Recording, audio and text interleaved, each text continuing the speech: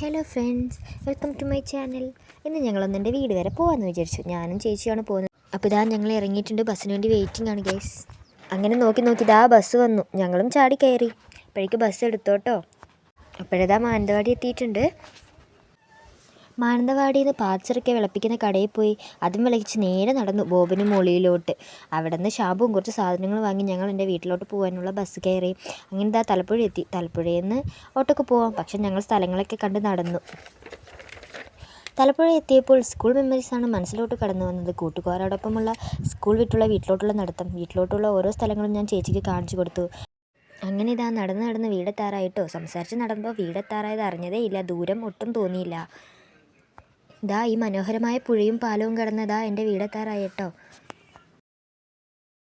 ഈ കുഞ്ഞു കയറ്റവും ഇച്ചിരി തേയിലത്തോട്ടത്തിലുള്ള നടത്തവും കഴിഞ്ഞ വീടെത്തി. കുറേ നാളുകൾക്ക് ശേഷമാണ് കേട്ടോ വീട്ടിലോട്ട് പോകുന്നത്. അങ്ങനെ ഇതാ ഞങ്ങൾ രണ്ടാളും നടന്ന് വീടെത്തിയിട്ടോ. അമ്മയെയും കണ്ട് അമ്മയ്ക്ക് ചെറിയൊരു ഗിഫ്റ്റും കൊടുത്ത് ഞങ്ങൾ ഇറങ്ങി. തിരിച്ചു പോകുന്ന വഴിക്ക് അനിയത്തിയെയും കണ്ട് അവളെ കൂട്ടി നേരെ ഫാക്ടറിയിലേക്ക്. അവളോട് കൊച്ചു വർത്താനൊക്കെ പറഞ്ഞ് ഞങ്ങൾ നടന്നു. ഇതാണ് ചെറുക്കര ഫാക്ടറിയിലേക്കുള്ള വഴി. ഇതിലൂടെ പോയാൽ ഫാക്ടറി എത്താം. അങ്ങനെ ഇതാ ഫാക്ടറി എത്തി.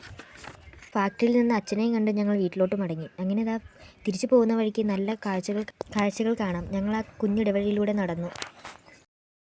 അങ്ങനെ ഇതാ തിരിച്ചു പോകുന്ന വഴിക്ക് ചപ്പ് പറിക്കുന്ന കുറേ ചേച്ചിമാരെ കണ്ടു. അതും കണ്ട് ഞങ്ങൾ വീട്ടിലോട്ട് മടങ്ങി. ബസ് കിട്ടി. മാനന്തവാടി എത്തി. വിശന്നിട്ട് വയ്യ, എന്തെങ്കിലും കഴിച്ചാലോ ചേച്ചി ചോദിച്ചു. ഒന്നും നോക്കിയില്ല, മുന്നിൽ കണ്ട കടയിൽ ചാടിക്കയറി. മാനന്തവാടി എത്തിയപ്പോൾ ദാ നിൽക്കുന്ന അമ്മ. അങ്ങനെ അമ്മയെയും കൂട്ടി ഞാനും ചേച്ചിയും മന്തി കഴിച്ചു. അമ്മ ഇറച്ചിച്ചോറും. വിശപ്പിനൊരു ആശ്വാസം കിട്ടി. വീണ്ടും ബസ് കയറാൻ ബസ് സ്റ്റോപ്പിലോട്ട്. അങ്ങനെ ഇതാ ബസ്സിന് വേണ്ടിയുള്ള വീണ്ടും കാത്തിരിപ്പ്. അങ്ങനെ ഞങ്ങളൊരു വീഡിയോ എടുത്താലോ വിചാരിച്ചു. നല്ലോണം അടുത്തു, പക്ഷേ അത് മുഖത്ത് കാണിക്കാൻ പറ്റില്ലല്ലോ. രണ്ടാളും അങ്ങ് ചിരിച്ചു. അങ്ങനെ ഇതാ ഫോട്ടോ എടുക്കുന്നതിൻ്റെ ഇടയിൽ ആനപ്പാറ ബസ്സും വന്നു. ഞങ്ങൾ ചാടി കയറി സീറ്റും പിടിച്ച് വീട്ടിലോട്ട് മടങ്ങി. Tata, bye bye.